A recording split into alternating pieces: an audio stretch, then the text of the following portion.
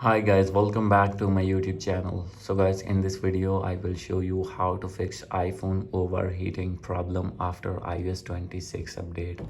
So guys, if you're using iPhone or iPad or other iOS device and you have updated your device to iOS 26, and after doing update you will see overheating problem on your device. So in this tutorial I will show you that how can you fix this problem. So you can easily fix it. First of all, open your settings, scroll it down, click on general, and guys you need to reset your all settings from here. And after this, go back. If connected any VPN, you need to disconnect that VPN. And after this, you need to open iPhone storage and you need to check your storage. If your storage is full, then you need to delete some data and you need to delete or offload some apps that you are not using on your iPhone. And after this, you need to check that your problem will be fixed. So guys, if you're using any phone cover, then you need to remove your phone cover, and after doing all these settings your problem will be fixed.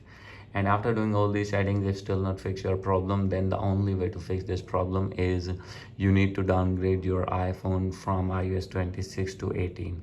So how can you do this? Simply you have to connect your iPhone with your laptop or PC, and you need to install 3U tool in your laptop, and you can easily downgrade your device with the help of 3U tool.